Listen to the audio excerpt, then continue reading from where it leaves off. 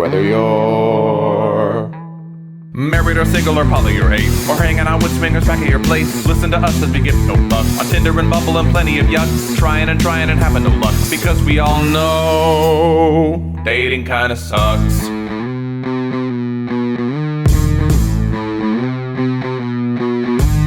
Sarah and Adam are two of a kind. He says stupid shit and she doesn't mind. They're not doing this show to make any buck. Life as a chicken whose feathers he plucks. Why does it work? Well, here is the crux. They both know dating kinda sucks.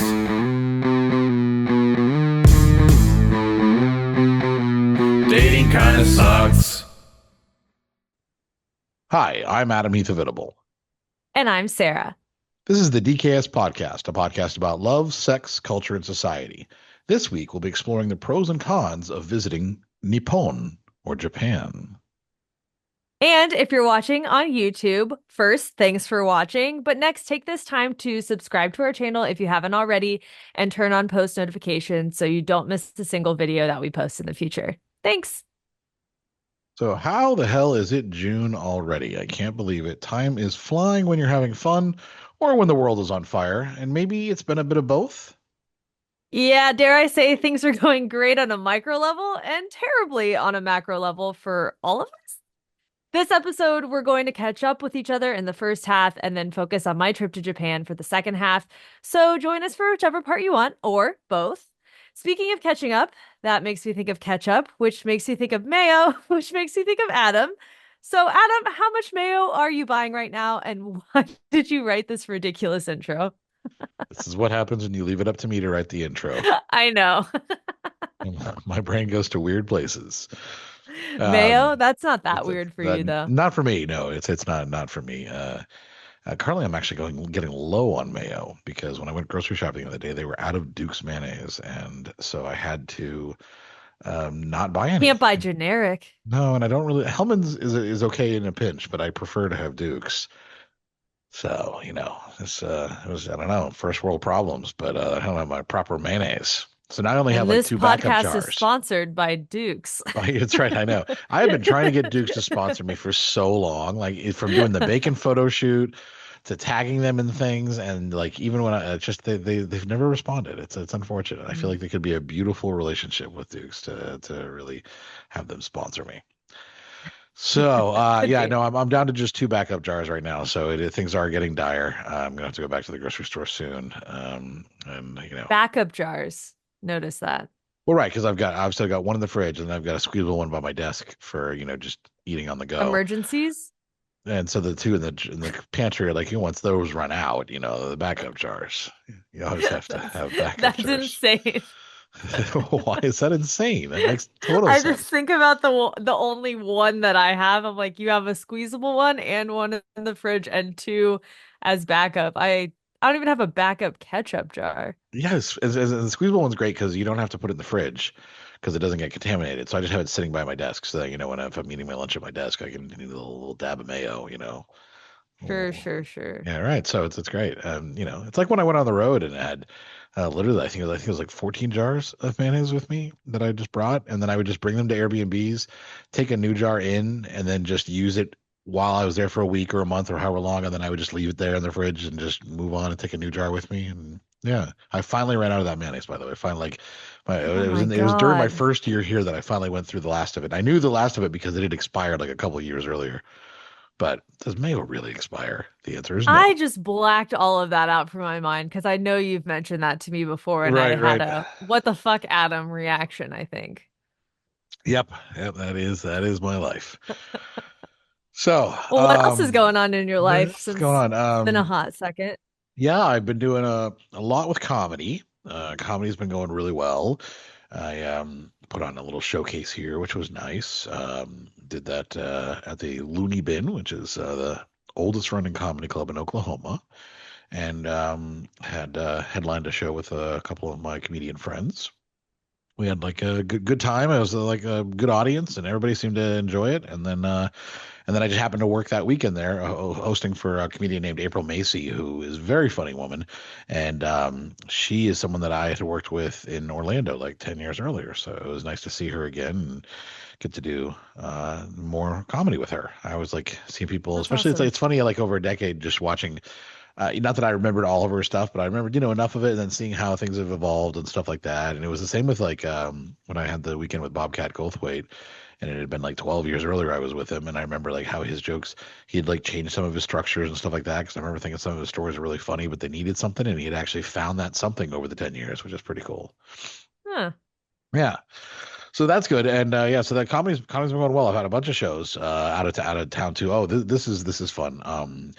I did a show called The Gateway Show, and this was a show where you show up completely like sober and straight, do like 10 minutes, and then the host has you go behind the building and smoke just like a shitload of weed.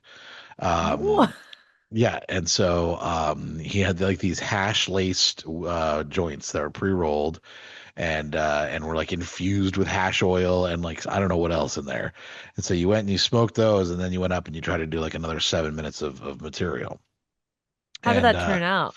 well, so as someone who doesn't smoke ever, and it's very Right. rare for me to do it, it was funny. I was one of the only people who don't, and so everyone else they do kind of smoke on a regular basis. So for them, it was just more like, hey, I'm not going to smoke until after, until the time, so they didn't smoke at all during the day.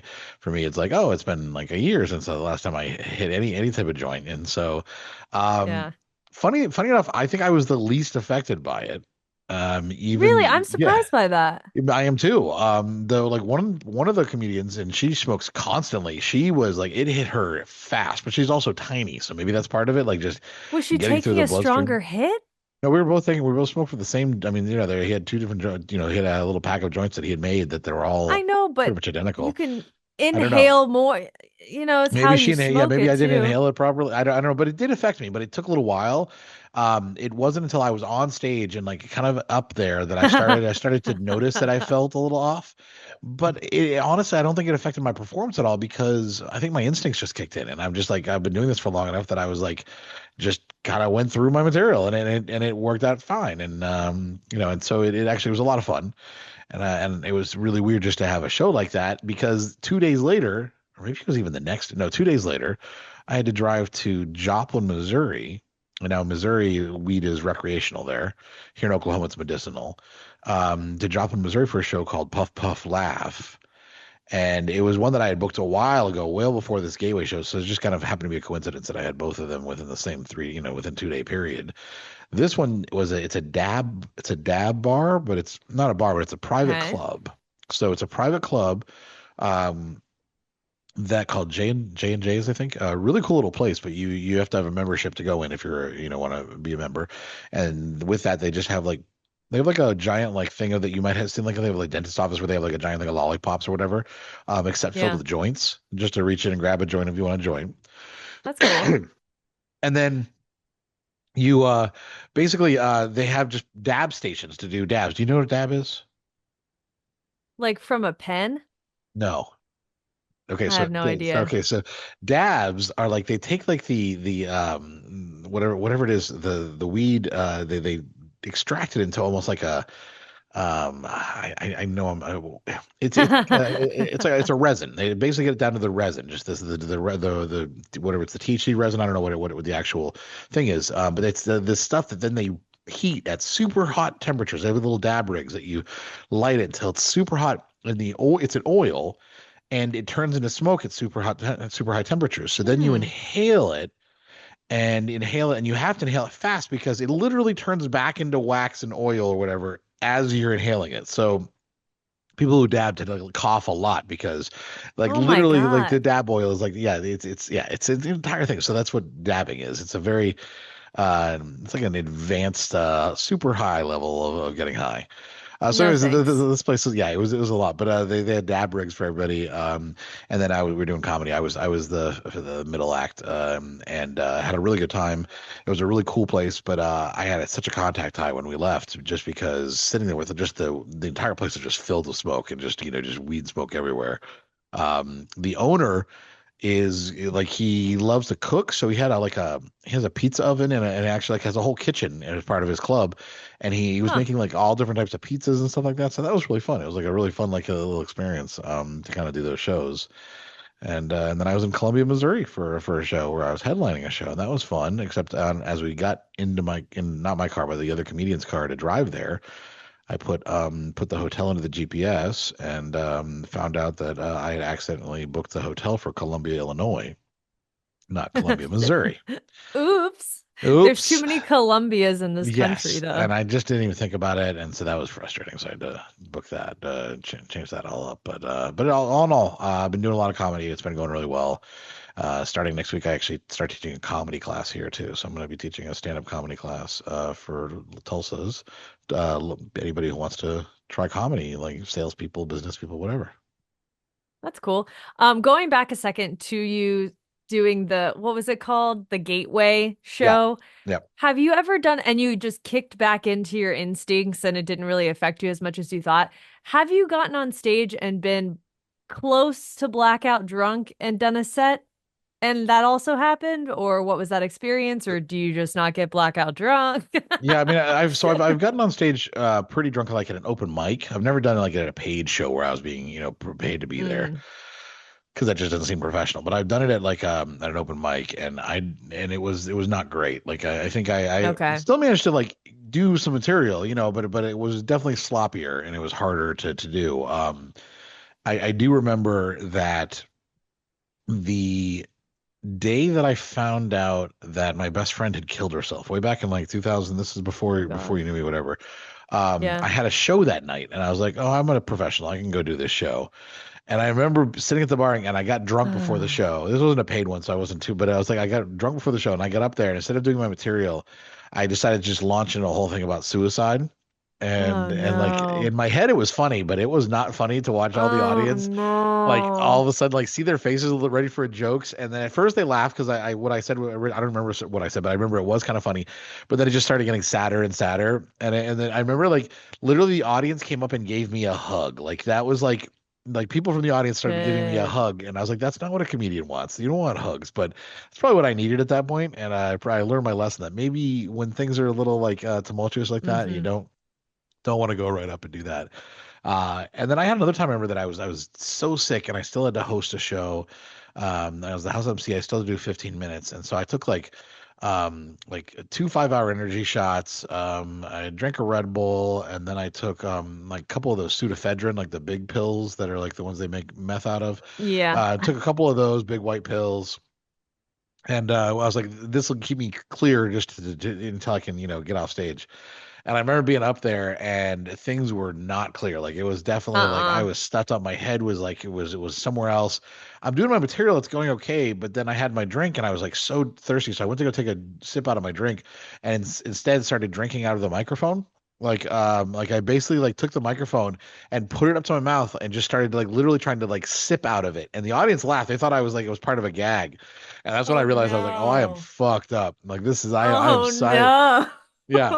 So after I got off stage, I asked the feature act. I was like, "Hey, can you just close out the show?" And I told the owners like, "I'm going home. I can't continue. I can't stay to keep doing this. I need to go to bed right now." But other than that, it's always just been instincts kicking in. That's crazy. Yeah. Yeah. Pretty funny. But Ah, yeah. So that's been my life recently. well, not all of your life. Well, not all of it, but kind of most of it. Do we want to get into the other stuff? If you want to, we could take a break and you can decide if you want Uh, to. let's take a quick break. Well, Adam has had some time to think about if he wants to talk about his dating life or not, because I know there's things happening in Tulsa, but it's not anything crazy. So, what's your verdict? Do you want to talk Oh about it? yeah, Is it let's talk too about it. Let's early? talk about Yeah. it. Yeah, why not? Okay. What the hell? No, it's an interesting situation, and it's one of those where it's like, you know, I suggest people do as I say, not as I do, because it's probably Typical. not the best. Yeah, I know. Yeah, I met somebody through Tinder actually. Yeah, and she is interesting. She's very interesting. We went on a first date for brunch. and then ended up going out to another bar for a second location, hang out there, and then came back to my place. And I was like, "So what'd you like to do?" Like, we just kind of came back here to recoup, like kind of just like, let's see what we're gonna do from here. And she was like, really, what I would love is if you would just like read to me. You have such a great voice. Like, I would just love for you to read to me. You're like, And I I have was this like, whole podcast where I read a right, book. right. Yeah, it's true. Yeah, I was like, and I was like, well, that's nice. I like that idea. That sounds kind of sweet and everything. And I was like, I don't really have, my couch sucks though. And she goes, well, let's lay in your bed then. Let's do that. So we ended up like literally laying in my bed. Uh-oh. And I read to her. And you're gonna say, Adam, what could you pick to read to her that would be something that My, would be interesting? yeah, And of course, I had to be me, and I your picked one of book. my books. Yes, I picked Yeah. the novel I wrote last Okay. a few years ago, and read her like I want to say like maybe like 10 chapters of it. And she What? was That's a lot. yeah, she was fascinated by it. She's like, this is so good, whatever. And then I think we probably made out a little bit and just kind of stayed there. And I think did she stay the night that night? She might have. Um, and it hasn't been an entirely like physical as much as it's been kind of there's been a lot of intimacy and a lot of like emotional connection and not as much physical, which is okay. I'm not in any rush, and I don't really like sex doesn't, it's not like I don't have to make sure that happens immediately. It's whatever. If it happens, it Yeah. happens. But since then, so we've been seeing each other pretty regularly. But she's kind of in a bit of a love triangle, unfortunately, and this is where we're in a spot right now. And I don't think you know any of Mm. this because I haven't really I told was you gonna much of say, this. what is this love Because triangle I've been thing? trying to figure it out and get it handled before like I even talk about it. But I think we might Fair. as well talk about it. So she has an ex who was out of town when we met, and she was like dog sitting for him, and house sitting for him because otherwise she lives with her mother and brother, and she's like doesn't like being there. And so we had a lot of time there. But then there's also someone that she'd started talking to at the same time that she and I started talking, who is also kind of intriguing to her, and we're all very different. That's the interesting thing. And so Different how? Do you know the other suitors? I don't know them except for that I know that she's comfortable talking to me about them. And I Okay. so she's I know I'm older than they are. But I also they are both extremely emotionally mature, to the point that one of them was I want to say borderline like emotionally abusive and has continued to be kind of like manipulative and kind of shitty. And the other one, when he came back from doxing the ex or whatever, started yelling at her and called her a slut. So they're neither of them, I think, are yeah, very good guys. But she's also Okay. wrestling with her own issues and trying to figure out what she's worth and her value. And I feel like this is a running story for me, is the finding someone. Yeah, that And sounds way too familiar to other people you've dated that it didn't end up well. right, So, and well, because trying to help somebody understand how valuable they are and how much they deserve to be valued, and she like yeah. literally she'll come over and we'll spend just time just spending time together, and she would be like, I've never felt safer in my life, like and you just know like I feel like I can just be here forever. It feels like the most comfortable place. You're comfortable. You're someone that I feel like I can say whatever to and all that. And we have, we've fooled around a little bit too. And she's like, I've never had anybody touch me like that, and things like that. So it's very, positive things. But then I think hmm, because I don't necessarily, not necessarily, because I don't need her in my life. Like it's Well, great having her. yeah. And I think there was a point in time where you were thinking, I'm not going to be in Tulsa forever. So what is the point? That's been Right. your mindset for a while. Yes. But and like now that we've and, like with her, it is something where I was like, oh, I could see spending more time here. Like I genuinely like enjoy her company to the point that I'm like, I actually could potentially see a future. Hmm. But I don't need her. If she stopped talking to me tomorrow, I'd be sad. We talked about attachment. She's like, Totally. I'm worried about getting attached. And I was like, I'm already attached. I said, I've been attached since we like from the beginning. I really got attached very quickly, and that's fine. I mean, that you have to be attached. You have to be willing to risk being attached. I said, so it's gonna get hurt regardless if and when things end. I said, so I can't really affect that part. I can't change that part. But I also like if that happened, I would be hurt and I would get over it and I'd be fine, and so I think that she's much like kind of Katie was. What do we call her? I forgot her nickname over these many years. Little Miss Beats something. the No, hell out no, of I don't me. remember. No, that was no, not Little Miss BLT. That was someone else. Tinkerbell. Tinkerbell. That was her. Tinkerbell. Oh, you're right. You're right. Yep. Who ended up, basically said that she needs somebody to need her. And that's why she ended up with who she ended with the mini me that she ended up with. And then later on, I was like, that might be a mistake. I don't know.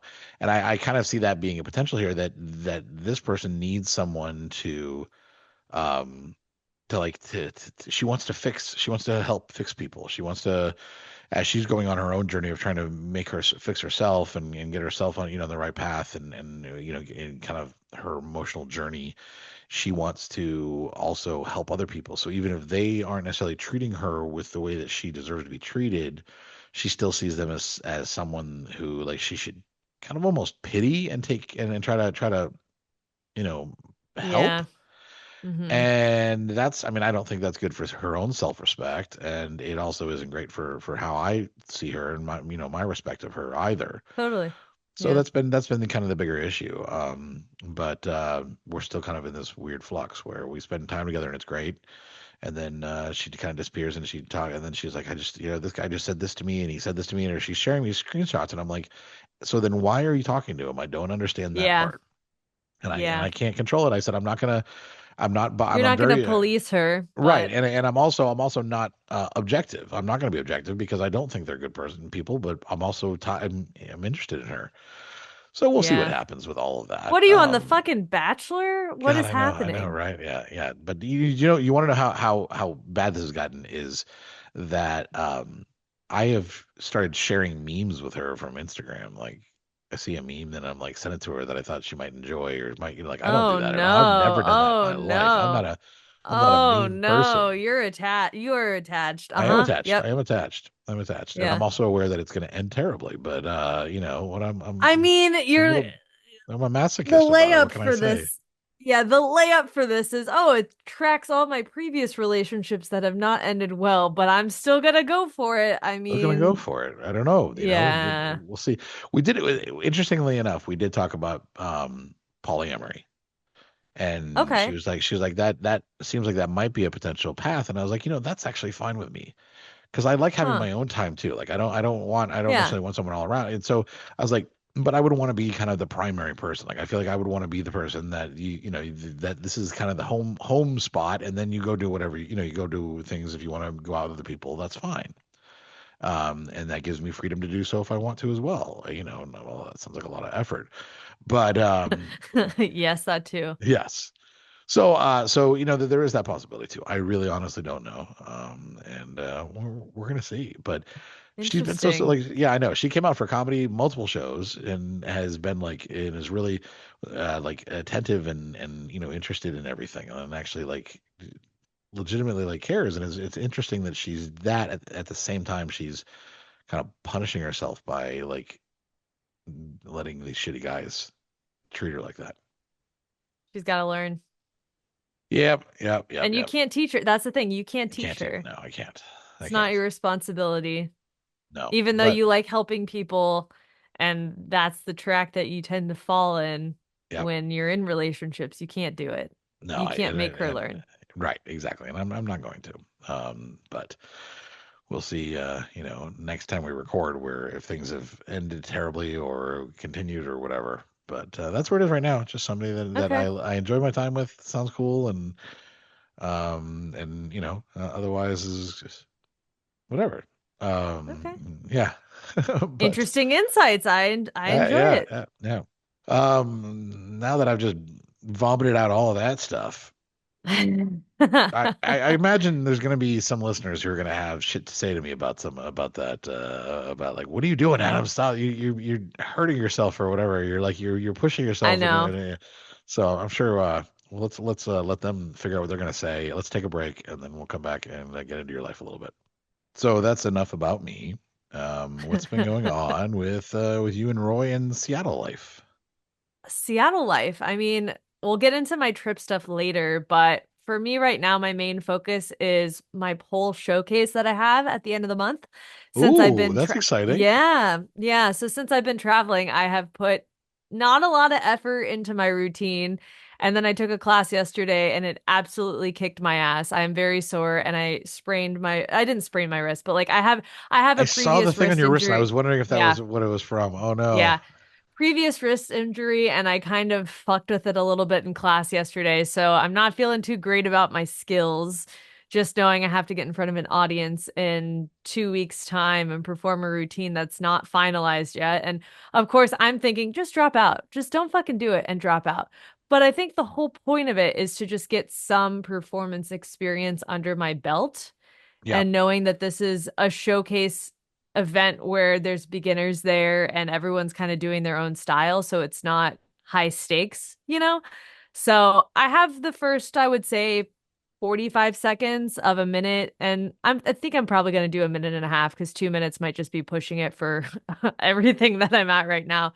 All right. Um, but I was talking to my instructor because I was posted that I wasn't ready, and she was like, just pick stuff that you're really good at already and just put it all together. And I'm like, yes, I can totally do that. But half of it I feel is a stamina thing. It's a problem that I'm having now Yeah. with stamina of it's not that I can't do it in a cohesive time frame. It's that I have to also perform on top of that. And then you add the stress on top of that, which adds more just Right. I need extra energy for those types of things. So I'm a little concerned, but I also have a pole at home, so I can do extra reps at home, even though it's not exactly the same. But that is top of mind right now is figuring out how the fuck I finish my routine and feel show ready by the end of the month. And when is that? Like It June, like is literally end of the month? Is it June 30th or whatever? Or when is your it is showcase? June 28th, Saturday, June 28th. So Okay. 2 weeks from next upcoming Saturday, the Okay. 14th. All Yep. right. So you'll have a couple more classes between then. A couple more classes. It's really just I need to get in the studio and actually fully do it because the pole in my house is not as high as the pole in the studio. So I need to actually rep it with the same heights and flow. Um, I'm just nervous. Yeah, yeah, But I yeah. think I think back to, doing color guard routines with very little notice and getting on stage and not giving a fuck and being like, "Oh, okay, it doesn't matter." I guess it's just that I know I'm not going up against anyone, but it's the mindset of there's going to be people who can do a lot crazier shit at this showcase and Right. I'm doing kind of the lower level stuff that I'm capable of doing consistently well because I don't want to fuck with something that Sure. I'm getting, 75% of the time, and then you add in the audience pressure and extra sweaty hands or whatever, and then you fuck it up, you know? So I'm trying to just keep with what I'm good at, which feels like a lame routine in my opinion, because I can do a lot cooler shit, but not No, consistently. So I think no, it's cool. Who was the audience for this showcase? it's anyone who purchased a ticket. I believe all of the tickets go towards a stripper's I'm butchering it, but it's some kind of association for like sex work and strippers. Okay. Um, so it's all donation based, but it's mostly going to be people who either attend the studio or friends of people performing the showcase. Okay. Okay. How Yeah. do you know how many people are in the showcase? So there's two shows. I'm in the first show. I think there's about 15 people in each. Okay. Yeah. Well, that's cool. That's cool. That'll be interesting. So is Roy gonna Yeah. record it?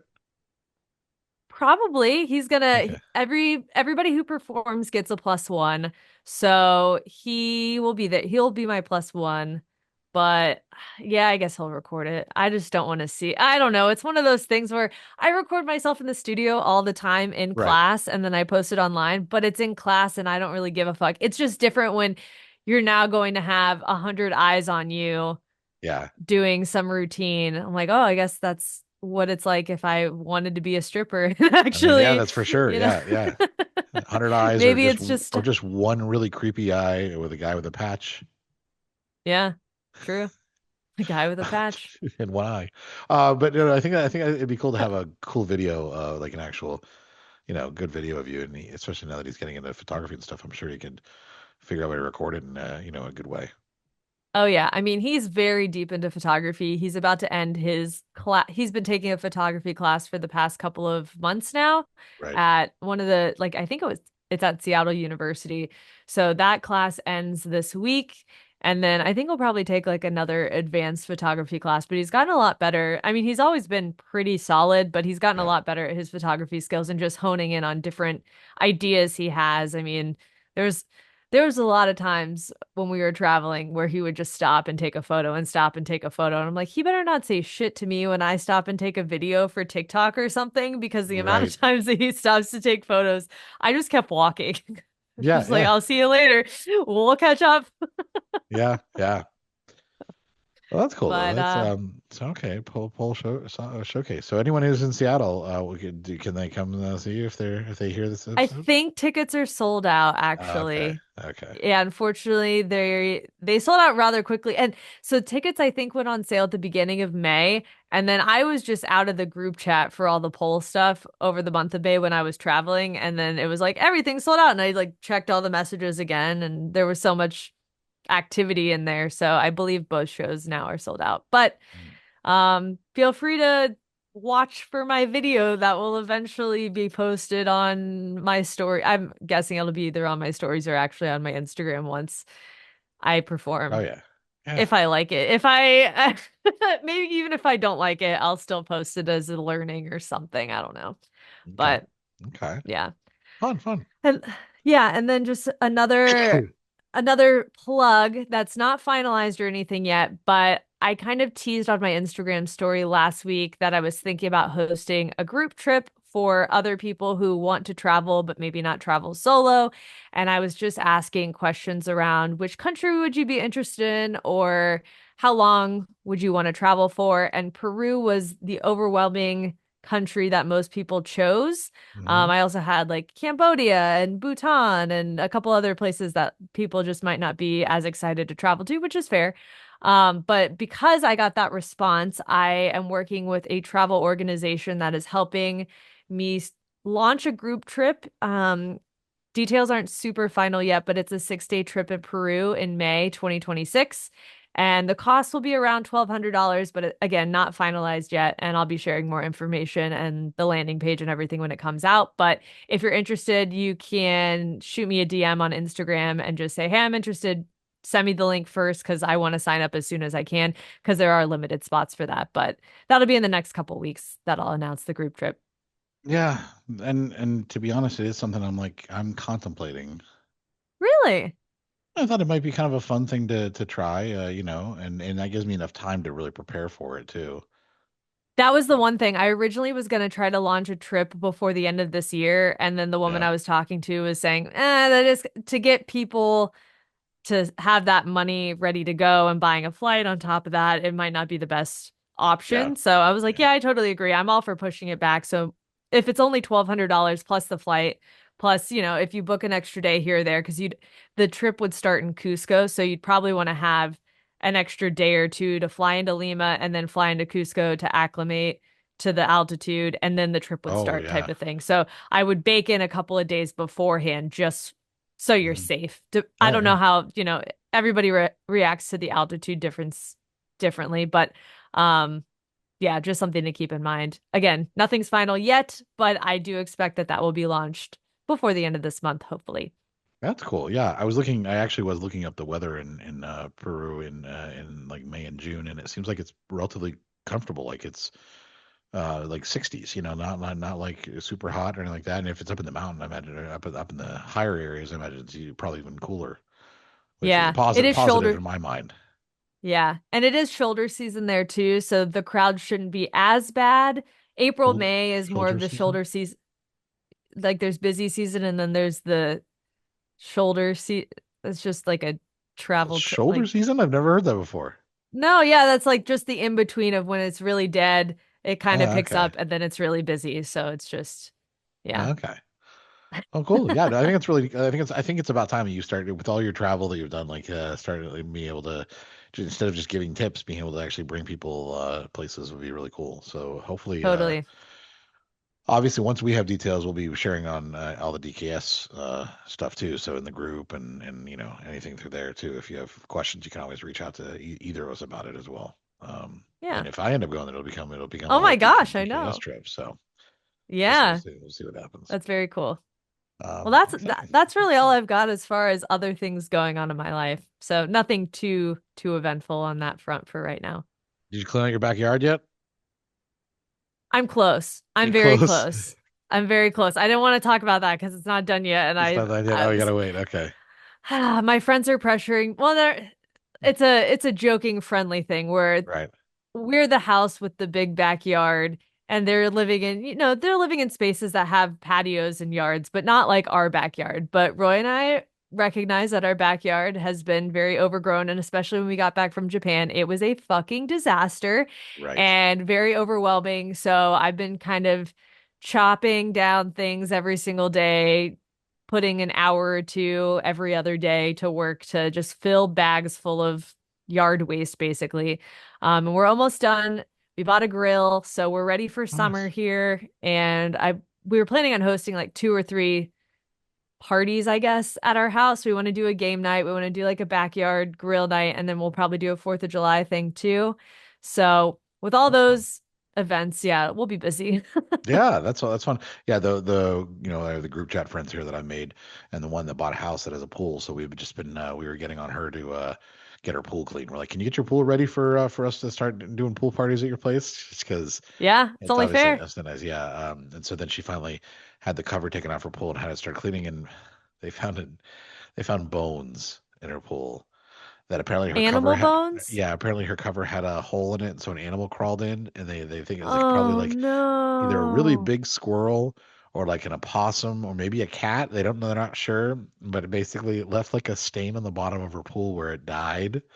Yeah, it was yeah. So she spent like 2 weeks just like Oh, bleaching the fuck out of it and just like trying to like get it all clean and everything like that so that she feels oh my happy, God.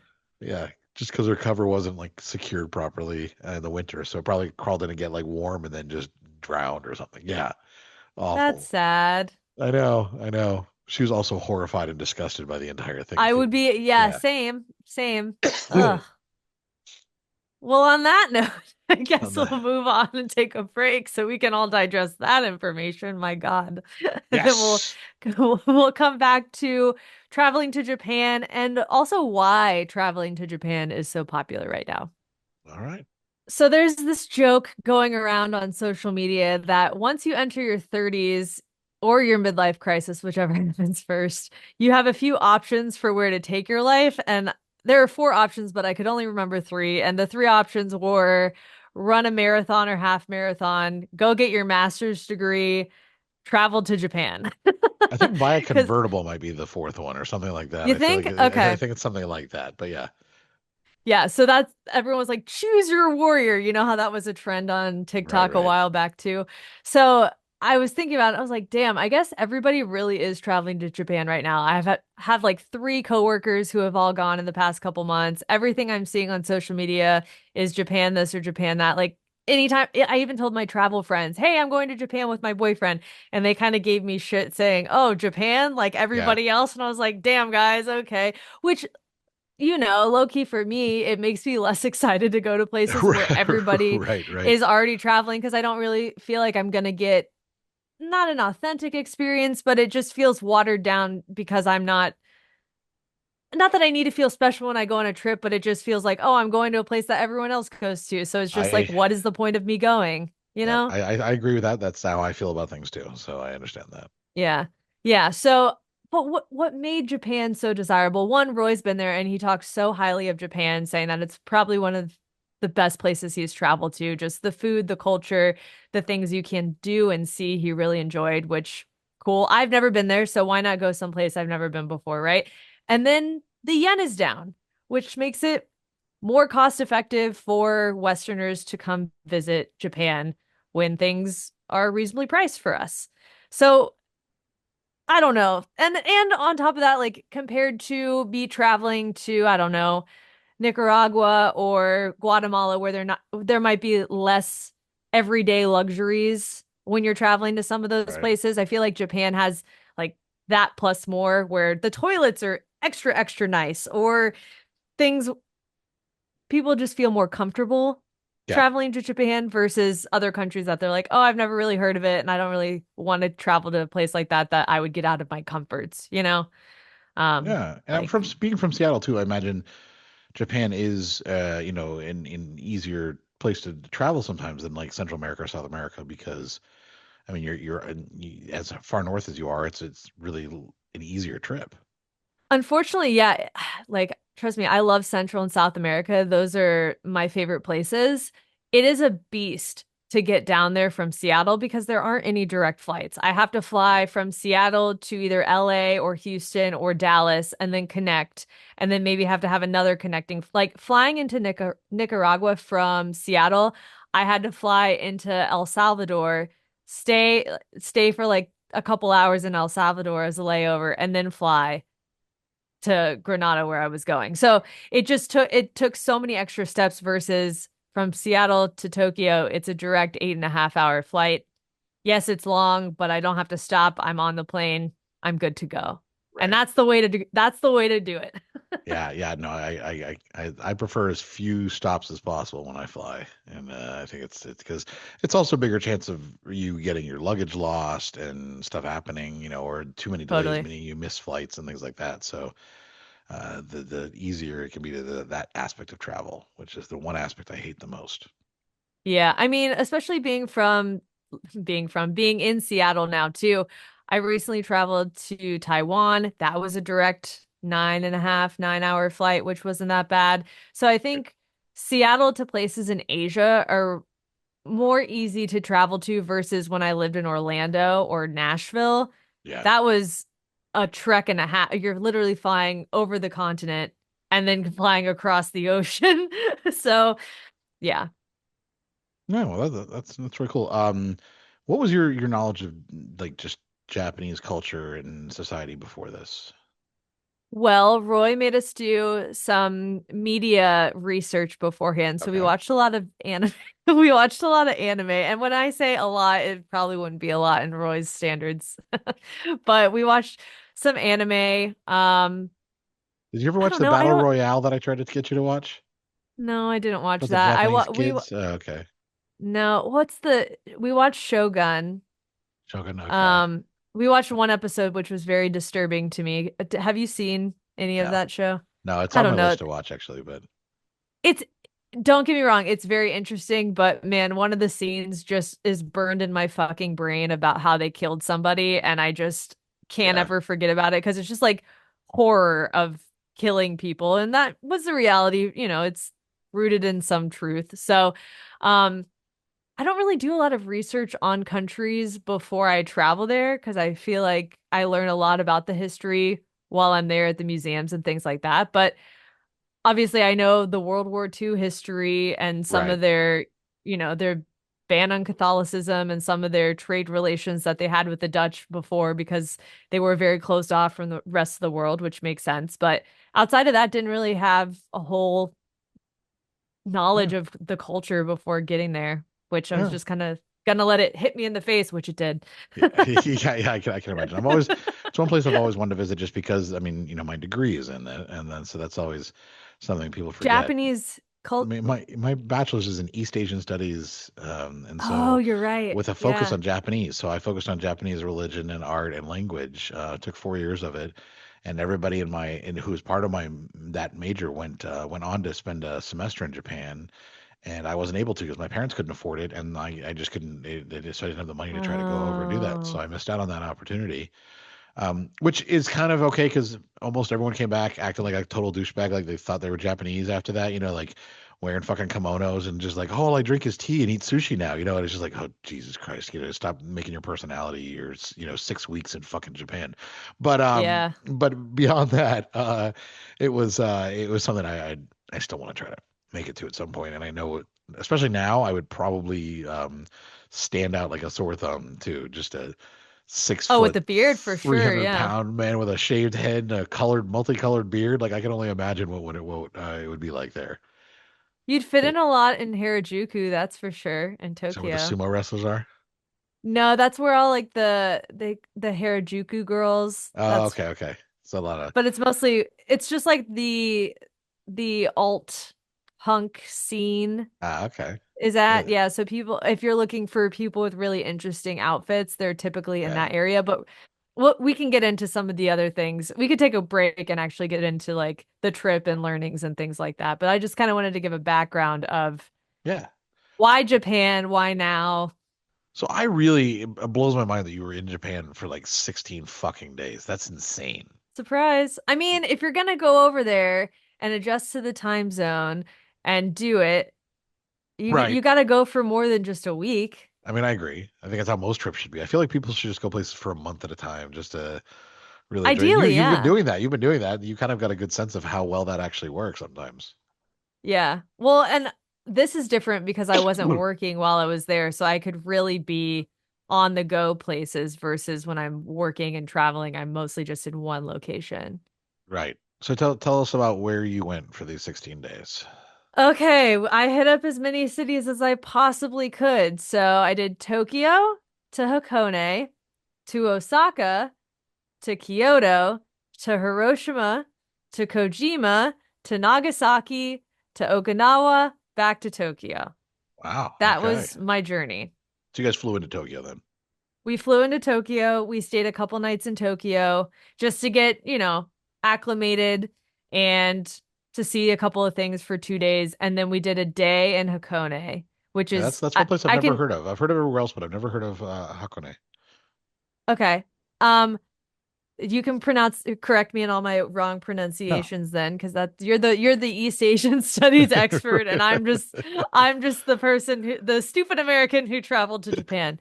Uh, No, but you that said it right. You said it right. I just say you didn't say it wrong. um so yeah, traveling there was it's a volcanic town. Like there's a lot of volcanic activity and hot springs all around the area. So one big thing I think everyone should do while they're in Japan is go to an onsen and relax. Onsen is basically the hot springs. Right. And if you have tattoos, that can be problematic because you can only have maybe one or two tattoos, or they can't be that big, or you are just not allowed in depending on what their policy is. And Roy has tattoos. So we had to make sure that we found a place that had private onsens, which led us to booking a ryokan for a night that had private onsens. So they have restrictions against the number of They tattoos you do. have. Now, how does that Yeah, go some with? places make you place like these waterproof stickers over the tattoos. Okay. It really just depends on the place that you find. Interesting. Is that because of like the criminal element? That, like Yakuza tend to have fully tattooed arms and legs, so it prevents them from using it? Do you know? Interesting. You would know, I think you would have way more insight on that than myself. That's I just a thought it was guess. just I a really cult. don't know, but yeah. Yeah. I thought it was just a cultural thing that less people, like, there are definitely people in Japan who have tattoos, but Right. I think it's just less people tend to have tattoos and just a cultural thing that I Yeah. don't know. Huh. That's So odd. I mean, that that's just it's so weird that they would like have restrictions, especially on tourism, like tourists doing that too. Yeah, it's just a respect thing and a cultural thing. And that was one thing that so we stayed at this ryokan and they gave us it was probably the best night stay that we had.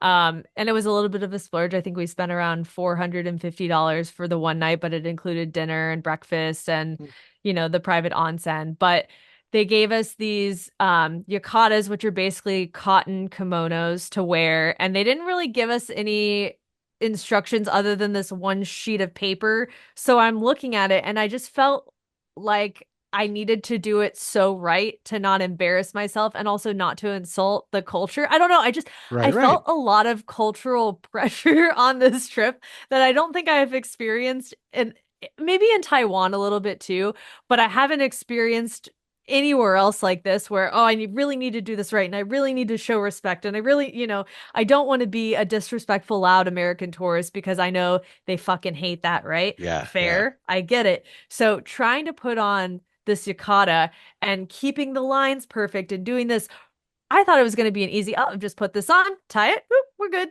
here you go.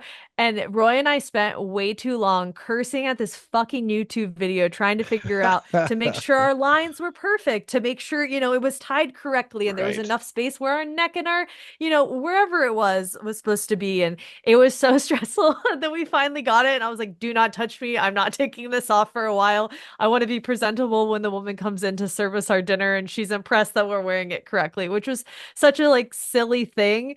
But I also, again, didn't want to be disrespectful and not wear it. And like, if you fold it over one way, that's only worn for funerals and something else. And if you fold Uh, it over the other way, that's the correct way. And then if it's not, like, there's things that could be just totally disrespectful or wrong. That watching this YouTube video, I was freaking out. I was like, well, if I just followed the paper, I would have just been, who gives a fuck? But no, I wanted to do it right. So, just because let just me an ask you this. This is interesting. So I want to ask. So this is the equivalent of like a hotel suite that you guys are staying in, right? yeah, I would say so. And so you were getting served dinner within your own hotel suite, Yes. but you wanted to. They gave you the robes as a. This is what you should wear when when we come serve you, Yes. not just like being your own whatever clothes you want to wear. It's part of the experience to wear it, Okay. I think. So a lot of guests wore it for breakfast too the next day, which we didn't do because we were on our way out of the hotel that morning. But people tend like you couldn't. I mean, yeah, when you stepped into your room, you couldn't wear your shoes. You had to wear these slippers. There were Right. just certain things that you needed to follow that I just felt like when we're here, we need to do it correctly. So then asking, did they ask your sizes before you got there? No. So look at someone like me. I would just basically have to be in my underwear, wouldn't I? Like there's really I would have no options. That brings on Is that another gonna fit really me? interesting. Yeah. Oh yeah, I mean, I know you're gonna talk about the fitting stuff, but yeah, everyone yeah. being tiny there. Yeah. I mean, I think if you let them know ahead of time, hey, I am a larger person Yeah. and I still want to participate in this thing, maybe they could accommodate. But, and I'm going to jump around, but I had this really, outside of Hakone, I had this weird experience of just trying on clothes in general in Japan and constantly being told I was big. And Right, as which is someone just who's insane. like, Yeah. I've lost 30 pounds over the past year and a half and tried to lose a little bit more weight. I've been trying to just lose a little bit more weight for the summer or whatever, just, 5 pounds or whatever. But being told, oh, you're not going to fit into this size because you're too big, just straight up being told that.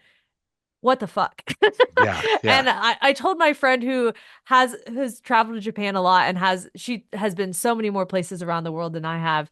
She was like, it's a cultural thing. She's like, it's fucked up. Don't take offense to it though. It's just a thing. So Yeah. I had to kind of get that under my belt because at first I was kind of offended by it. I was like, what? Why would you say that? And then we went shopping in Kojima, which is like the main place to get raw denim in Japan. And every store, after I knew my size, they're like, that won't fit you. Big size. And they just kept saying big to me. Big, big. And then of course their biggest size is like a fucking size 2, So Right.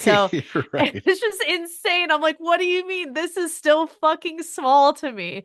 But just their frames versus, other Right. frames, they just tend to run smaller, which was very interesting and still kind of wild to me. But something you adapt to. Sure. No, no. I mean, that makes sense. I think that, yeah, I could see that being kind of off-putting. And not to derail your story, but I just remember when I performed in comedy in Melrose in Los Angeles, and I was staying in a hotel right off Melrose Boulevard, and I was only going in for a night performing and leaving the next day, so it was a quick trip. And I had literally tore a hole in the ass of my pants as I was getting out of my Uber into the hotel. Oh And so God. all I had was a pair of cargo shorts just to kind of wear around, but I had to wear pants on the stage. You don't wear shorts on stage, especially at the Comedy Store in Los Angeles. Like that's not a thing. And I remember I was like, well, let me just walk around the shops on Melrose and see if I can find a pair of pants.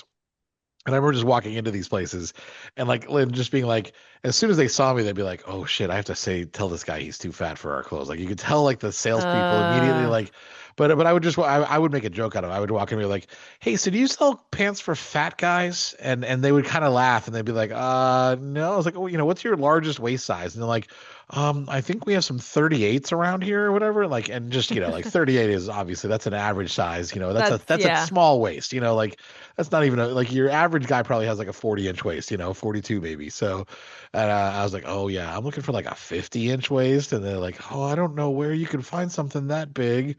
I remember I just had to like take an Uber all the way to like Burbank or Glendale and go to like a big and tall store to get pants. But anyways, it's just, Damn. very similar. So I can imagine like in things like that in Japan, like having to, if you want to, comply with the customs and you want to wear that around, then you have to probably ask ahead of time or something else. I don't even know what you would do. Yeah, that is something I was not prepared for ahead of Yeah. time. And I think if I was in a bigger body, I would feel like I felt kind of self-conscious about it when people just straight up called me big or said like, "No, you're too big for this size." And I was like, "The fuck Right. what are you Right. talking about?" So I think if I was in a larger body, I would feel worse about like it's shitty. And no Yeah. one should feel like that when they travel, but that was just something I never clocked before. Yeah. So then the private onsen, and to kind of get back to you were saying that like Yeah, yeah, yeah. you wore that, but then you had a private onsen that was attached to your suite, so that you could just It go soak in it. So it was downstairs, so we'd have to leave our hotel room, but we would Okay. walk down the stairs and they had a whole onsen area and everyone had their own key for their designated onsen, which was nice. And they had water available there and kind of a shower that you could wash yourself before and after with. Funny story there actually. But that area was super nice too. And I noticed in the so we did a nighttime soak after dinner, which everyone checks in. And then of course the first thing you want to do after that is to go soak in the onsen. So it was kind Yeah. of busy and you could hear the other people next to you. So yes, it was private, but people are chit-chatting and changing or whatever, fine. But we went in the morning at like 5 in the morning to soak, and there was nobody. And you just heard the chirping of the birds and just being kind of in the mountains. And that was so much better in my experience to just Sure. really feel like you were alone in your private little hot springs, just soaking it up. And I love that. That's nice. So that did you have like was it like walled on like on the sides and then you had like a view looking out? Is that kind of what it Yep. was? Yeah, Okay. yeah. So it was Okay. walled on three sides, and then yeah, the view looking out. Okay. Did you guys bone in there? No, we didn't bone in there. Also, I, as much as I love a good hot springs and a good soak, I can't hang for that long. Or you get Whether it's a overheated? sauna, yeah, I get overheated so quickly where Roy can sit in there for so fucking long and it blows my mind because he hates taking hot showers and I take Oh, showers weird. that scald the skin off me, and he's like, "What the fuck is this?" And I can't do it if I have to soak in a tub though. I don't know, it's weird. Interesting. Um but so I would get in and out and he would just kind of soak the whole time. But no, we did not bone. Um he wanted to. I was like, "We're not boning in Honestly, this." I figured he probably did. How many times did he make reference to sucking his dick in there? Like, you had to know it had to happen a couple times. A couple times, but yeah. Yeah. So it was also interesting because it is sulfur water All right. in the hot springs, but you couldn't smell it. So Yeah. we washed off beforehand, but we didn't even think about washing off after.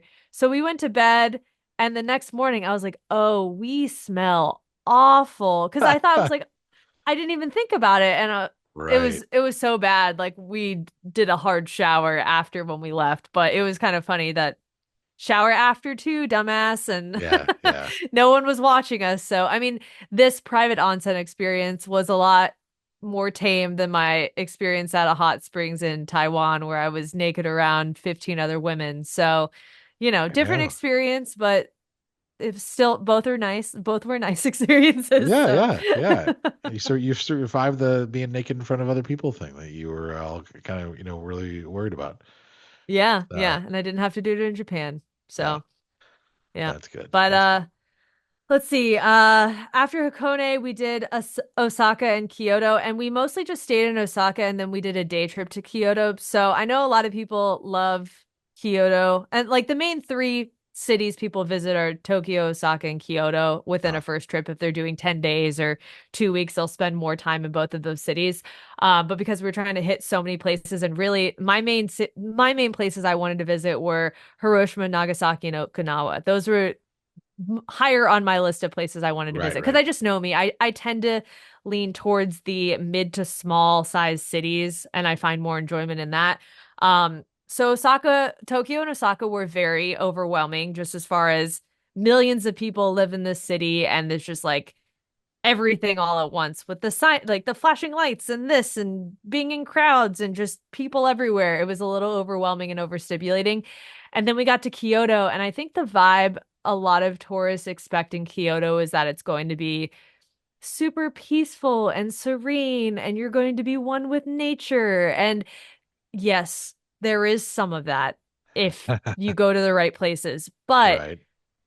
there are obviously, the popular tourist destinations to visit in Kyoto feel like you're in fucking Disney World. And to the point where I looked at Roy and I was like, I want to get the fuck out of here. I'm not How so? having, Can you explain more about how it felt like Disney World? yeah. Just so being I let me kind of walk you through the day. So we started at a temple. We did two temples in the morning that were very kind of secluded from the rest of Kyoto, and that was very nice. And it was before probably 10 a.m. So that was before the crowds really come. And then we continued walking down into the main bamboo forest that everyone wants to take a photo in, and everyone is there. And the second you kind of turn the corner into the bamboo forest, you're running into a million tour guides with flags that are bringing people through. That you have every other person stopping to take a photo, which fine, I understand, but there's no when everybody's doing it and there's a million people everywhere, there's no etiquette of like, oh, I'll Mm. stop, and you know what I mean? So it's just people rushing past you just to go wherever they need to go. And then they also had these, and I know that they sell these types of tours, but it low key felt a little disrespectful to me. Maybe I'm an idiot American who doesn't understand, but they had a man carrying kind of like, those bikes that will carry people in the back to events Right. and stuff. Yeah. They had that, but instead it's like someone literally running, Like a rickshaw. carrying these yes, like a Yeah. rickshaw. And the people in the back had on their full kimono outfits, all dressed in traditional Japanese attire, Hmm. and being wheeled around. And that was just seeing that with the crowds was like, this feels way too gimmicky. Like that element felt a little gimmicky because those rickshaws were allowed in areas that other people weren't, so they Mm. could get their photos and stuff. So it was like a photo op type of thing too. Oh, I see. Interesting. Okay. And I was just watching it happen where they had the photography stuff set up on the backside of this bamboo forest, and then they were stopping the crowd so they didn't get all of these, rickshaws in place to take their photos with the people all dressed up in their kimonos. And I just watched it for a couple minutes and thought, yeah, I want no fucking part of this. This is, Right. I Yeah. don't know, it's just a peak level of tourism that I'm Well, not interested it in. doesn't feel authentic. It sounds like, yeah, you're like you said, it feels just manufactured, and that's not Yeah. exciting. Yeah. I get it. It's an industry and it's somebody's job, but that's Yep. not my idea of wanting to experience a culture. And there were so many people who wanted to do that and were just like in awe of this tourist thing that I didn't like it. Yeah. Um so that was one experience there. And then we also just walking around Kyoto in general. I didn't experience it much in Osaka or Tokyo, really, but I just felt like there were way more disrespectful tourists in Kyoto Hmm. than the other places. And maybe it's because I had already experienced the stuff in Hakone of being hyper aware of how I'm dressing and doing things or whatever, but I felt like people didn't have as much respect for the culture. Of the tourists I saw, they didn't have as much respect for the culture as Yeah. I was kind of policing myself, Right. and these people were just acting like you're not supposed to take photos of the geishas. Um, just like cultural things that are frowned upon, people didn't give a fuck about, or just being quiet on the trains or just things that I had experienced in Tokyo where people were following the rules, all of a sudden it just did not fucking apply in Kyoto. And I was a little, it was a little jarring after being in Japan for, I want to say like Sure. 5 days already and kind of seeing people fall in line to this cultural norm to then being like, oh yeah, people really don't give a fuck here. And sure, I did visit most of the touristy places while I was in Kyoto. And if you had a great experience in Kyoto, please tell me what you did that made you love Kyoto a lot. I know I missed a couple of things because I only really had one full day to experience it. But I think I still don't know if I would have liked Kyoto even if I spent a couple of days there. You know, I did the Torii Gates hike. I actually really enjoyed that hike, but my overall thought with just Japan in general is that if you have to wake up at the ass crack of dawn, like 5 of the fucking morning to get somewhere to then enjoy a place to Yeah. beat the crowds, you might not have a good time. You might, like maybe you shouldn't. It's not always about beating the crowds. Like, sure, I don't love the crowds every place I go, but that shouldn't be your main prerogative on a vacation is wake up and beat the crowds for this. And then tomorrow I'm going to wake up and beat the crowds for that. It just gets a little fucking overwhelming when you're on vacation to be Yeah. waking up every morning to try to beat the crowds, and then be Yeah. exhausted and, run tired the rest of the day. So, yeah, that's my rant on on Kyoto. Before Kyoto, you went to Osaka. In Osaka, did you see America Town? Did you visit that at all? Did you get a chance to? I did I didn't visit America Town, no. Okay, because I was wondering, I wanted to see what your thoughts were of their own version of like how our cities have like Little Italy and Little Japan or whatever that they have America Town. Because I've seen some videos of it. It sounds really insane, like laughably like hilarious. So I didn't. So you didn't get a chance to visit that. Okay. No, and there was also an America Town in Okinawa too that I thought about visiting, and I was like, it's fine. Um, but no, I didn't get a chance to visit that. I did feel like, although Osaka is a very large city, I got a really authentic vibe in Osaka just from where we were staying and the areas that we were able to just walk into and experience. Yes, Osaka was overwhelming and is an overwhelming city just because of how large it is, but you can still find really cool pockets in the city to enjoy. And that's the shit when it comes to travel that I really like that I was able to find in Osaka. Hmm. Well, that's good. Um, Why don't we take a quick break and then come back yeah, and we'll get back please. into the second half of your trip because we got through Kyoto, but we'll get back into Hiroshima, Kojima, Nagasaki, and Okinawa after that. So we'll be right back. Cool. Well, we've got four more cities to touch on from my trip. So, from Kyoto or Osaka, where we were staying, we went to Hiroshima. But on our way to Hiroshima, we stopped in Kojima for denim shopping. Roy is a big fan of denim, and Kojima is like the raw denim capital of Japan, and that's where all the high quality denim is produced. And even just American denim does not compare to Japanese denim. I've had the whole lecture from Roy. He educated me, and then I was like, I don't know what I'm looking at while we Right, were in right. Japan. So we did a lot of shopping there. They had some wild shit like denim ice cream and denim lemonade and a bunch of stores. How do you have denim ice cream? Can you explain that? I didn't have it, so I just saw Oh, that you they didn't had it. try it? How did you not No, try it because while you're there? because I already had the lemonade and I was full, Okay, so so I what's the didn't. lemonade taste like? Denim lemonade. It Well, tasted hold just on. Did I like, say that right? denim lemonade. Okay, okay. I I thought mean, I you could said say denimade, That's right. That's what I was saying. I was thinking I somehow switched it. Okay, but denim lemonade. It just tasted like lemonade with a little bit of, I don't know. I think it's just a gimmicky thing, Okay, honestly. okay. Because Um, it, denim is a cloth, right? There's not like denim's not a flower or something, right? It's r- not like right. okay. Because I didn't know if it like was Yeah. some origin that I had no clue of where denim I comes mean, like from. But they use indigo and other things to dye right. yeah, but But no, it was just a okay. blue lemonade that had some Okay. other flavoring, but it mostly just tasted like regular lemonade, in my opinion. How much money did you spend in Denim Town or in And Kojima? so I gave myself $100 denim budget. That was stupid. That was so stupid. I think I spent $215. So I went over a little bit, double it and some. But I ended up getting two pieces there. I got this denim jacket and a denim skirt, and they kind of are the similar shade of denim too. So Okay. they work well together. And then I mean, okay, so let me be real here. My spending budget for Japan, I underestimated how much money I was going to spend on shopping in Japan. So if you were planning a trip, save some extra for shopping, unless you have self-control, which I clearly did not.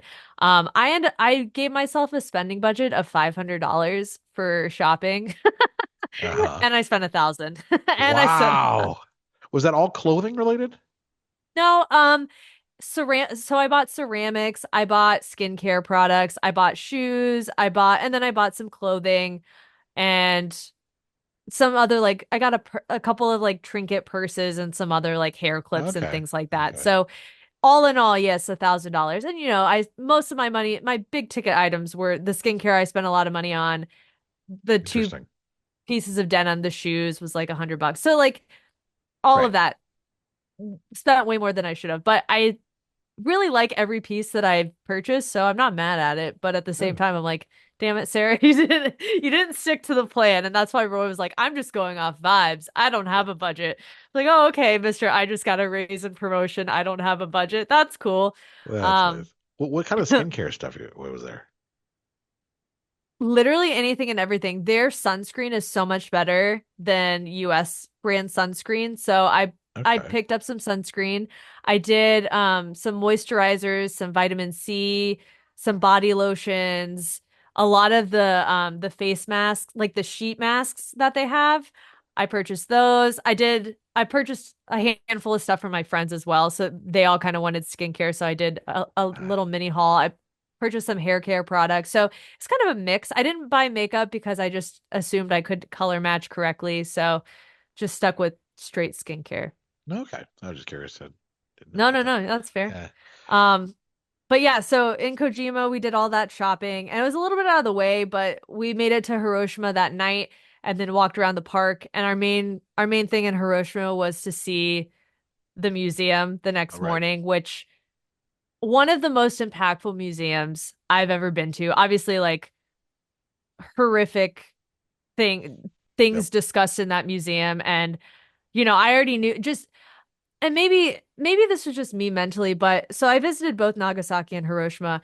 Hiroshima, I really had a hard time with like feeling happy in Uh, that town versus Nagasaki. I was like, oh, I like, oh, went to the bomb museum, obviously, like atomic bomb museum, and that was obviously sad, but I didn't feel as sad in Nagasaki as I did just like over like Hiroshima, not that it wasn't Nagasaki wasn't devastated after the atomic bomb there, but I just kept thinking right. like in Hiroshima, I was like, this whole town was just leveled. And everything that I'm seeing now wasn't here. Yeah. And then going to the museum and going like, oh, holy fuck, this, you know, things that they're never going to teach you in a high school or college history class that they covered. And the the perspectives of the survivors and the cancers they experienced after and the hardships they experienced after and just all of the fucked up shit that really went unnoticed except for the people who were suffering the horrors, 20, 30 years after Hmm. really went unnoticed that was highlighted in the museum, which I was just shocked by. And then all the artifacts and stuff that they have and the paintings. And I mean, it's I can't forget it. And it's one of those museums that like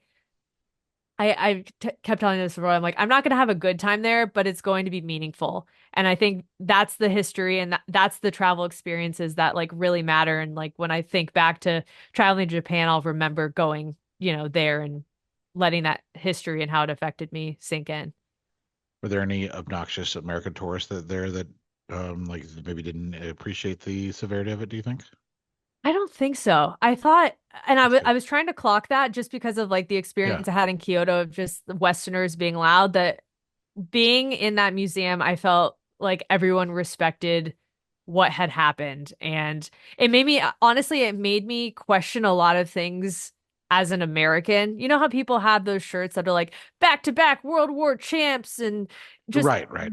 dumb Yeah. shit like that. Like it made me confront a lot of those things that as an American we really don't think twice about. And I'm like, is that really a good thing to promote? Like, look, I mean, war is fucking terrible from all sides, but I don't Yeah. know, just getting that perspective that I hadn't had before. And I'm like, there is no it just made me question literally fucking everything that happened during that war and Hmm. why did they have to do it? And I was doing some background knowledge or background research to get more knowledge before we went to the museum. And even then I was already being pissed off, so it's not good or fun history by any means or Right, like, right. wow, but it just makes you confront a lot of really heavy shit and go, Yeah, okay, this can never fucking happen again. And both in Hiroshima and Nagasaki, I was like, I was I was sad in Hiroshima, like cried and just like some of the videos they showed of just interviews from survivors. I was like, I can't watch this anymore. Like, I'm literally going to sob in this museum. And like they had tissues. I'm getting emotional now just talking about it. yeah. And that had an impact on me. And then getting to Nagasaki, their museum, yes, they had stories about survivors, but it also talked just about the impact of nuclear weapons and nuclear testing and how the US has done way more than any other country and how nuclear testing in America has impacted Americans. And I went from being sad in Hiroshima to fucking furious in Yeah. Nagasaki and just being fucking pissed off. And I was like, I just want to get the fuck out of here. Like, I'm so over America. Like, I'm so over this. Like, Right, right, right. it was crazy how different, like, those two museums, similar topic, but I had a total different experience in what I took away from it. So both were great, like, good experiences to have on a trip to Japan. And I do think if you are visiting, you should visit one of the two bomb sites. Hiroshima is obviously easier to get to if you're flying in from Tokyo because it's closer, but both are impactful. I was gonna ask And that. yeah. Were you doing train everywhere to get from place to place, or did you fly? We did train Okay. on the main island of Japan, and then to get to Okinawa, you have to fly Right, right. Because yeah, separate. because Okay. it's yeah. But yeah, Nagasaki, I would say outside of the Atomic Bomb Museum in Nagasaki, what I really enjoyed there was the European influence because it was one of the main port towns for Right. European trading. So they had a huge Dutch presence and you could see that in certain areas. There was a European area where some of those buildings, I'm not sure if they were rebuilt, but they were preserved so to kind of still have that feel. And they had we didn't go to it, but just like a Catholic or Christian museum because that's kind of where Christianity began in Japan because when the ban was Hmm. lifted, that's where it started.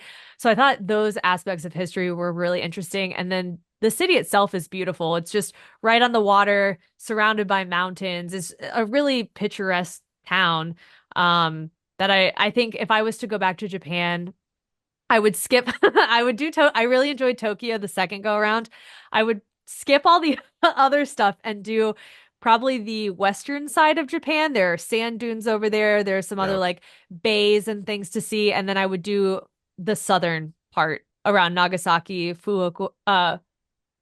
I'm That's, totally that's right. Fukuoka. Yeah, yeah. Fukuoka is what it is. And there's a couple other hot springs towns down there that I would go visit and spend more time in. So less and and I we didn't even explore north of Tokyo. There's like Sapporo and other, Hmm. the more wintry towns if you go during that time frame.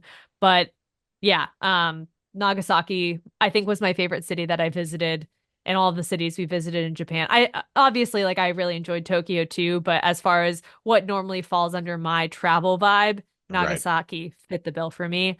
And then we went to Okinawa and we stayed in Naha, which is kind of the main area when you fly in. You're in the southern part of the island. And I underestimated how difficult it was going to be to get around Okinawa. I think, again, if I could do it over, maybe I would get my international driver's license and buck up and rent a car. But I typically don't drive in other countries Right, because right.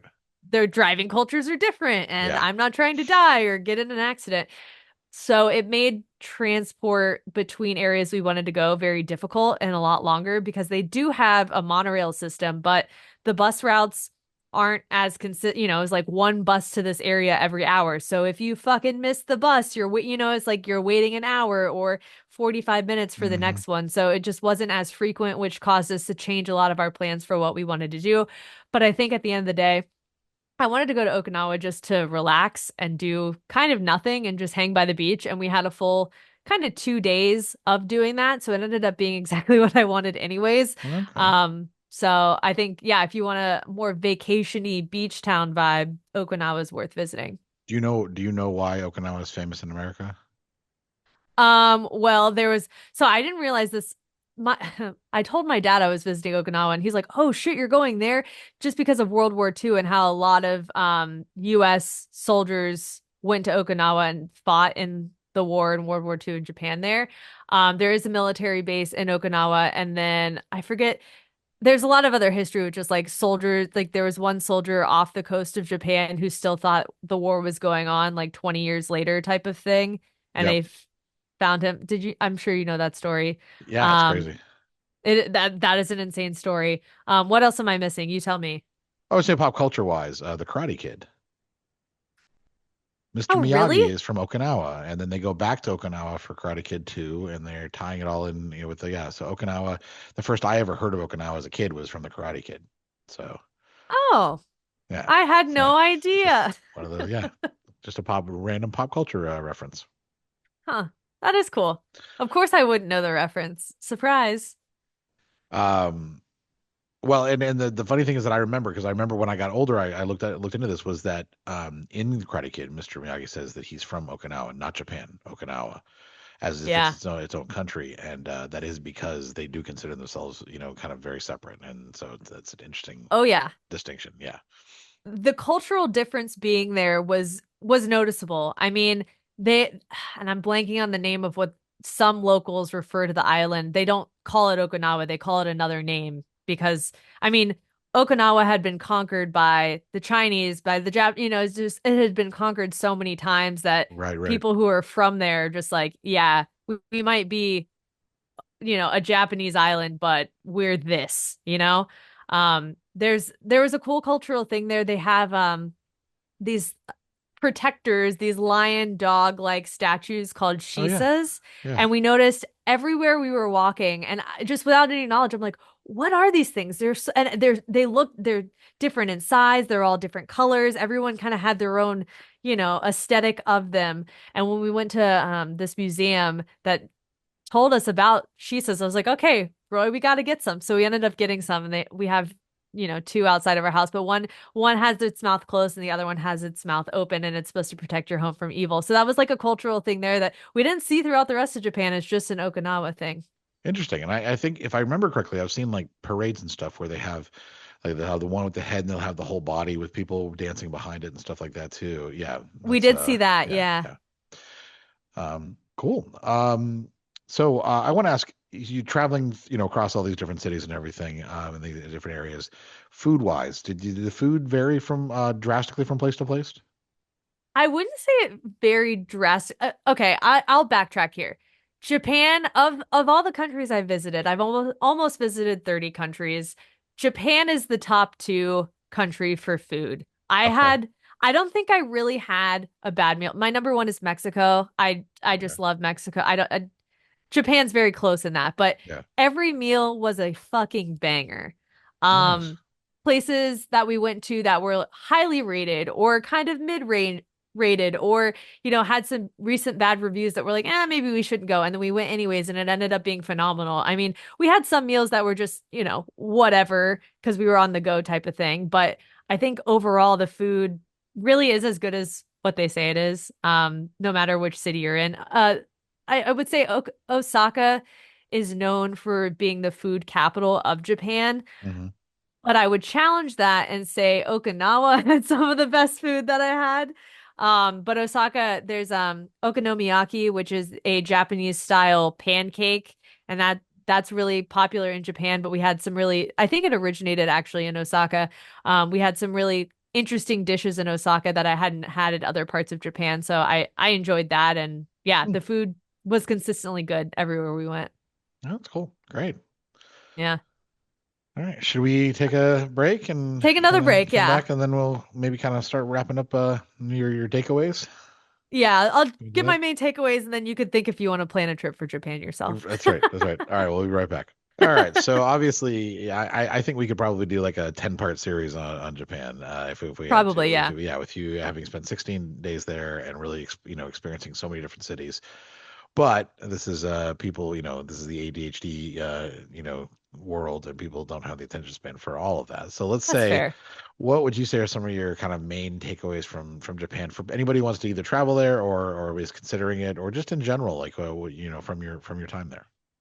Yeah, big tip, don't rely on Google reviews. They don't always matter. I think people in Japan have very high expectations, so you'll see things that'll be ranked in the upper threes, like 3.8, 3.9, or lower fours, and you're like, I don't know if I should go there because it's not a Uh, 4.5 or whatever. Don't let that deter you because it's probably still good. And that ended up being the case. So just keep that in mind. I would also Makes say, as sense. far as finding places to eat, don't rely on TikTok recommendations or social media recommendations.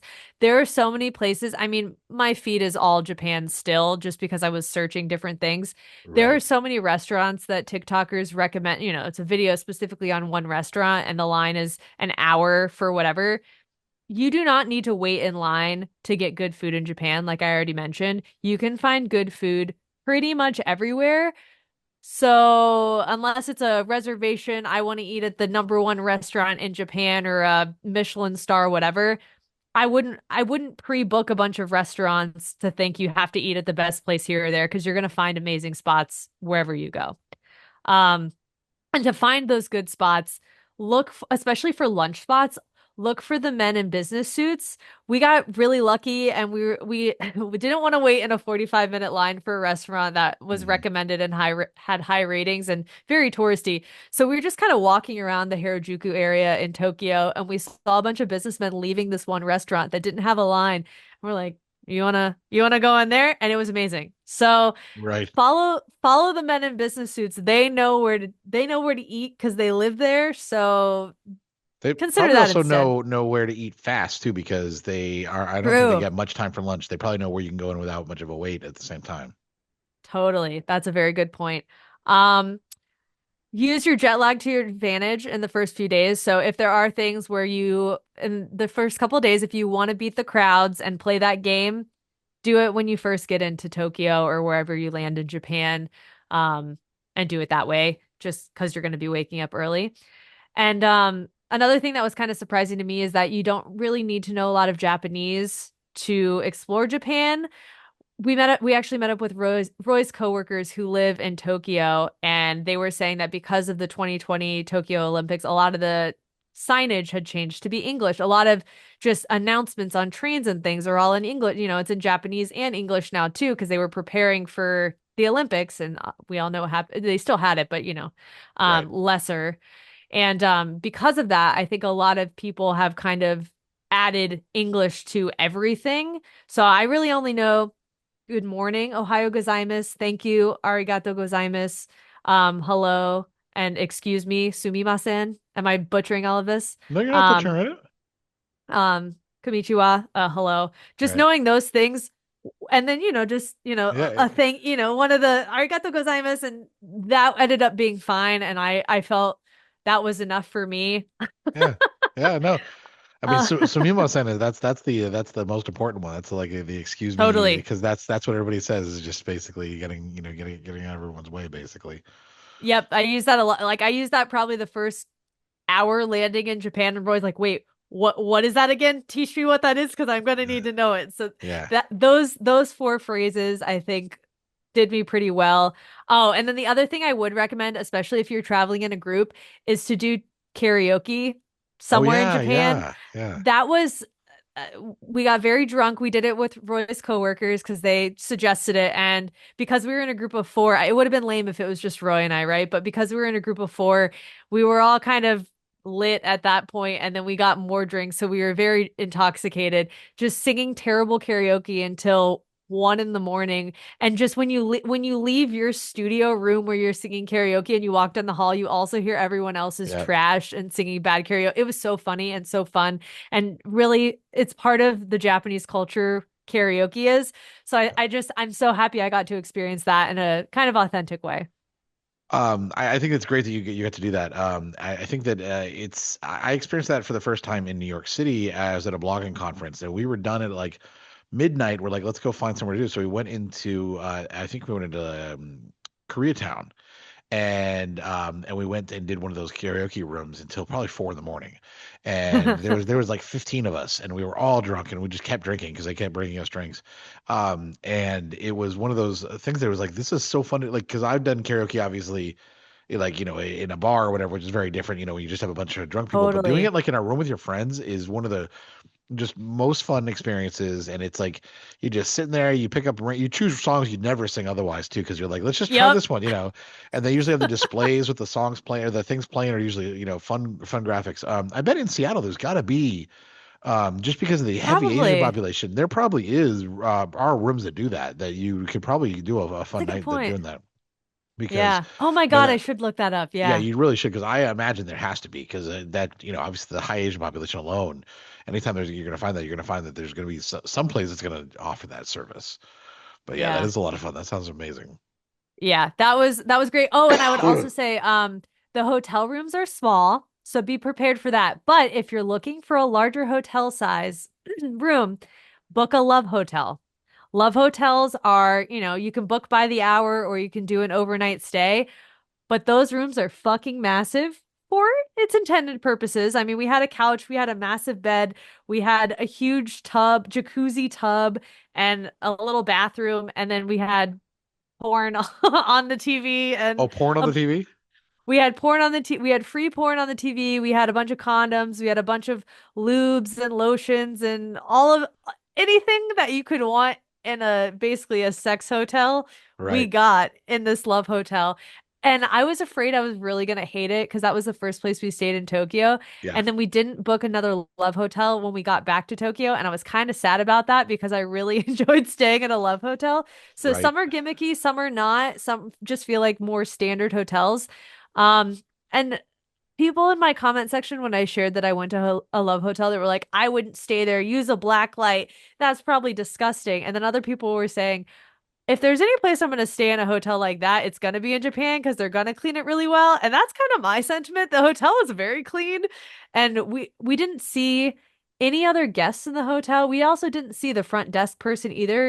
It's all a not, they take your Right. credit card and whatever, but you pick your room on a screen and then they hand you the key and they're behind a screen too. You only see their hands. The only people we saw at the hotel was the cleaning staff when the rooms were being overturned, and even then they would like run past you and not look at you too. So That's there was a funny. level of no one wanted to be recognized in these places, and they had multiple entrances. So if you didn't want to leave at the same place from, Right, say right. you met up with a random stranger, you could leave in two different exits on different sides That's of the funny. street. That's great. So it was a really interesting experience and huge hotel room if small hotel rooms really annoy you. I don't know, was cost wise, were they about the same? I think they were pretty recent. I think for the Love Hotel we stayed at, it was only $100, and it was pretty inexpensive. Okay. Oh, good to know. So, yeah, that's all Well, I've great. got. Yeah, those are my So main tips. yeah, and so that's it. I mean, there's a lot, but I It's a think, lot. yeah. What I recommend is that you follow Sarah. Look at her TikTok or Instagram. Look at all her reels. She's done a lot of content on Japan that A like goes lot. into depth of every city that she's visited and everything. And I think if you are more interested, if you're interested in learning more about visiting Japan, you definitely need to follow her on Instagram and TikTok and check out like all the content, because there is like good detail, like good A videos lot. and stuff like that. You actually get some visual of more than just hearing us talk about it. You can actually see it visually, which I think helps quite a bit too. Including some funny TikToks she did like about Kyoto and stuff like that, which I liked.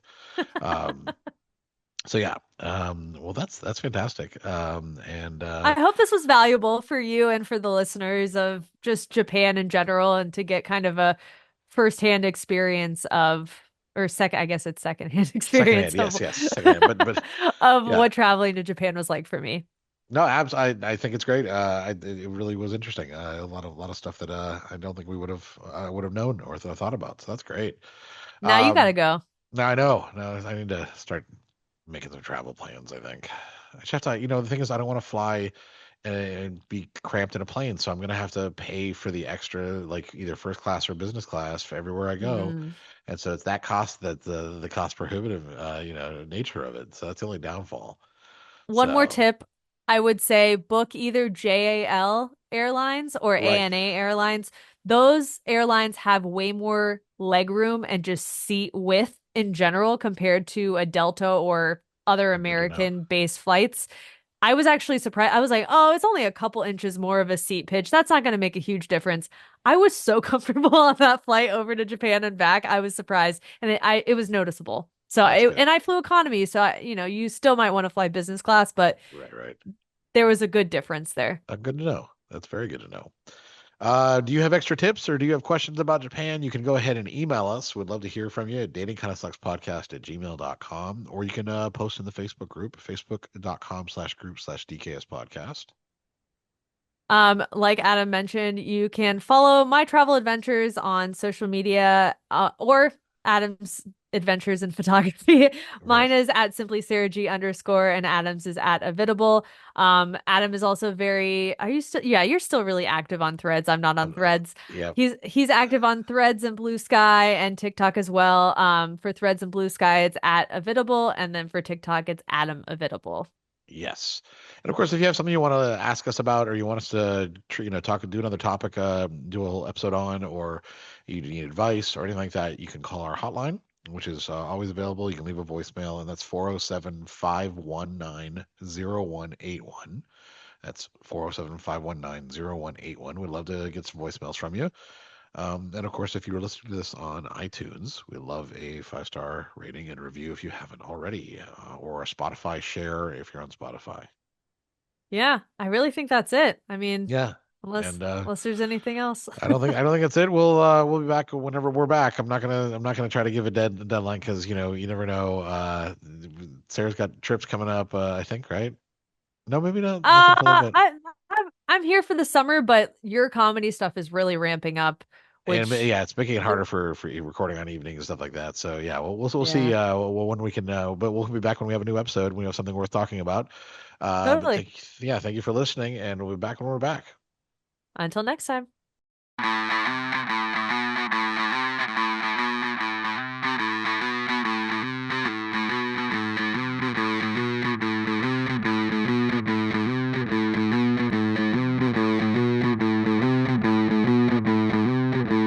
Whether you're married or single or poly or ace, or hanging out with swingers back at your place, listen to us as we give no fuck on Tinder and Bumble and plenty of yuck, trying and having no luck, because we all know dating kinda sucks.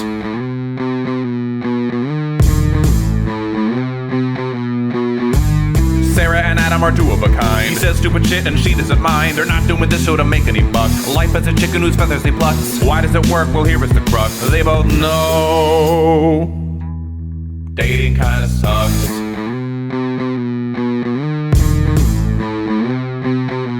Dating kinda sucks.